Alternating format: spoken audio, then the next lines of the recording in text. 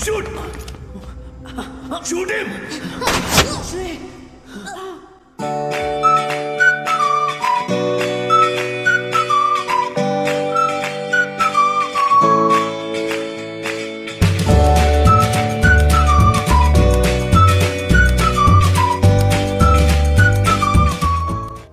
Halo sobat semuanya, bertemu lagi dengan aku Rendra. Apa kabar kalian semua? Semoga dalam keadaan sehat dan bahagia. Menemani malam minggu kalian, kali ini kita akan membahas alur cerita film India berjudul Teddy yang rilis pada tahun 2021. Bagaimana alur ceritanya? Langsung saja kita ke TKP. Rombongan mahasiswa kampus sedang melakukan karya wisata. Di tengah perjalanan, bus yang mereka tumpangi menabrak seorang pengendara motor. Salah satu mahasiswi bernama Sri menolong korban kecelakaan motor. Namun Sri malah terluka karena tertabrak roda motor yang masih berputar. Setelah beberapa waktu, ambulan datang membawa pengendara motor dan Sri. Dosen pendamping rombongan dan teman-temannya tidak tahu Sri akan dibawa kemana, karena lokasi kecelakaan merupakan daerah terpencil dan perawat mengatakan akan mencari rumah sakit terdekat. Setelah dirawat di rumah sakit, Sri berkenalan dengan pasien yang masih bocah yang dirawat di samping ranjangnya. Dia mempunyai sebuah boneka Teddy. Bocah itu mengatakan pada Sri bahwa bonekanya bisa hidup jika dipasang baterai. Dan kalau Sri mengalami ketakutan di rumah sakit, dia menyuruh Sri untuk memegang bonekanya itu. Selang beberapa waktu, datang perawat menyuntikkan obat bius ke infusnya Sri, sehingga dia tidak sadar. Dan para perawat memindahkan Sri dari ruang perawatan ke ruang bedah. Diketahui bahwa para perawat sudah melumpuhkan sistem saraf yang mengendalikan tubuh Sri, sehingga tubuh Sri mengalami koma. Hal cukup mengejutkan terjadi. Sri bangun dari komanya. Perawat yang menjaganya terkejut dan dia mencoba memanggil perawat yang lain. Ketika para perawat ingin menyuntikkan obat bius lagi, Sri melakukan perlawanan. Seorang perawat memukul Sri hingga dia jatuh dan pingsan. Namun, arwah Sri berpindah ke sebuah boneka Teddy. Di lain tempat, seorang pria bernama Siva dikisahkan hidup menyendiri dan introvert. Siva adalah pribadi yang pintar dan suka membaca. Dengan kemampuannya, dia bisa membaca psikologi orang dan juga bermain di pasar saham.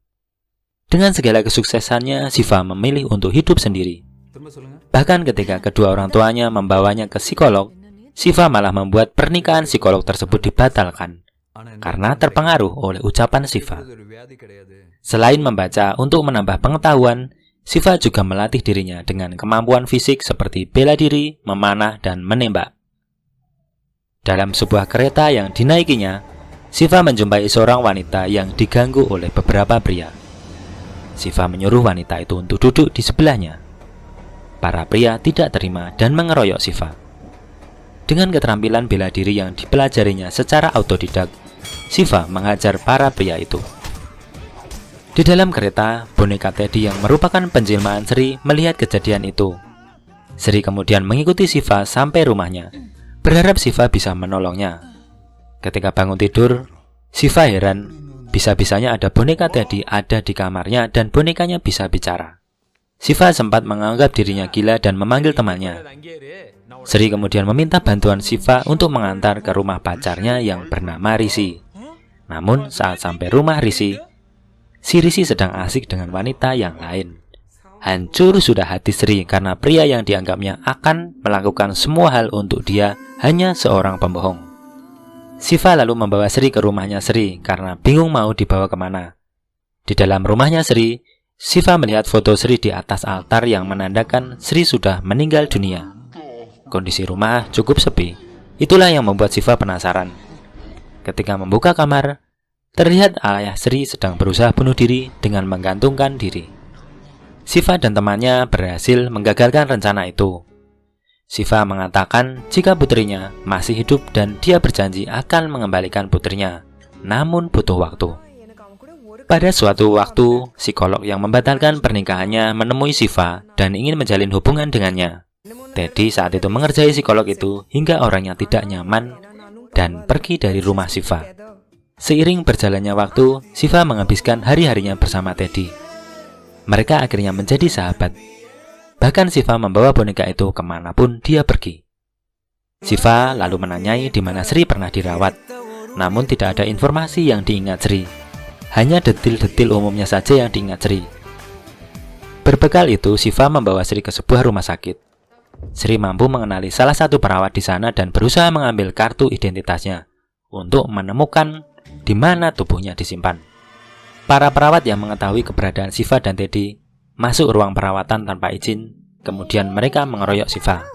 Para perawat yang mengetahui keberadaan Siva dan Sri yang masuk ruang perawatan tanpa izin, kemudian mengeroyok Siva. Namun satu persatu perawat akhirnya tumbang juga. Dan dari info para perawat, tubuh Sri sudah dipindahkan ke klinik pribadi. Ketika mereka menanyakan foto Sri kepada perawat klinik, mereka tidak mengenalnya. Dan faktanya, Sri dikirimkan melalui paket perjalanan ke suatu tempat.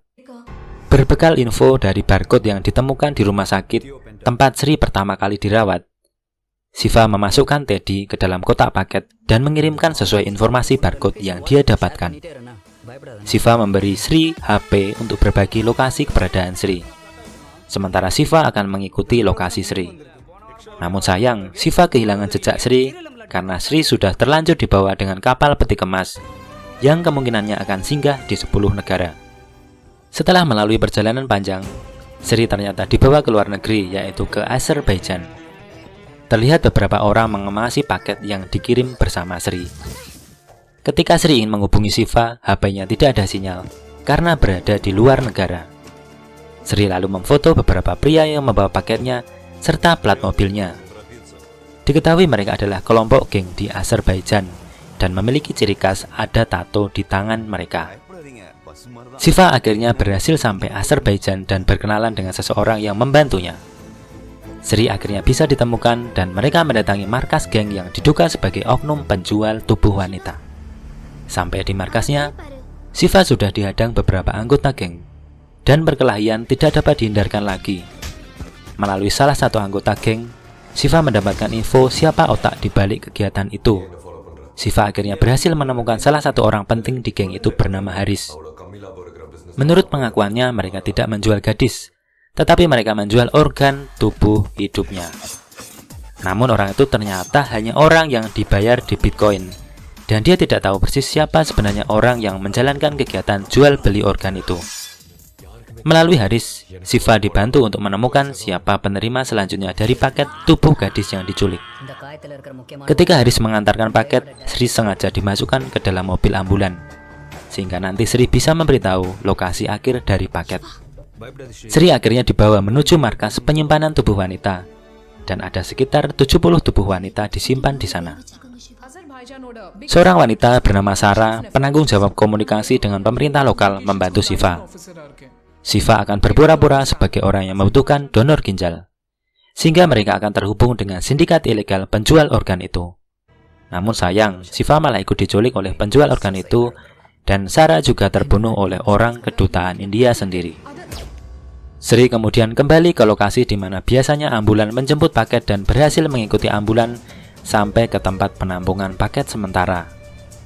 Di sana Sri menemukan tubuh Siva dalam kondisi tidak sadar, sedangkan tubuhnya sendiri sedang dipindahkan oleh beberapa orang. Sri lalu membangunkan Siva. Beberapa penjaga masuk ke ruangan. Siva berhasil merakit senjata dari senjata pretelan dan menewaskan kedua penjaga. Siva kemudian melaporkan ke polisi di mana lokasi rumah sakit yang bekerja sama dengan penjual organ tadi. Melalui pengalamannya dibawa menggunakan ambulan, Siva berhasil menemukan lokasinya. Di rumah sakit itu, tubuh Sri berada. Adu tembak antara Siva dan penjaga keamanan tidak dapat dihindarkan lagi. Di ruang operasi, dokter mulai menandai tubuh Sri yang akan diambil. Dan Sri mulai merasakan tubuhnya mulai lemas. Siva menemukan Dr. Farah Dajan di salah satu lantai dan sempat membohongi Siva mengenai lokasi operasi dilakukan. Karena tahu dibohongi, Siva mengejar Dr. Farah Dajan. Dr. Farah Dajan berusaha menabrak Siva dengan mobil, namun mobilnya malah menabrak tembok. Dan ketika polisi menangkap seluruh oknum yang terlibat, mereka tidak menemukan Dr. Farah Dajan karena Siva sudah membiusnya dan mengirimkan tubuh tersebut ke suatu tempat. Ketika Sri sudah kembali sadar, Siva menyapanya, namun Sri seperti orang yang tidak pernah mengenal Siva. Akhirnya Sri dan Siva pulang ke India sebagai dua orang yang tak pernah saling mengenal. Namun belakangan ada obsesi dari diri Sri yang dia sendiri tidak tahu, yaitu untuk mengikuti Siva dan memotretnya. Dan di akhir film ini, keduanya bisa semakin dekat seperti saat Siva mengenal Sri dalam bentuk boneka beruang Teddy. Demikian alur cerita hari ini, sampai jumpa. என்ன கேக்குறீங்கன்னு எனக்கு புரியல என் பெர்மிஷன் இல்லாம போட்டோஸ் எடுக்கிறது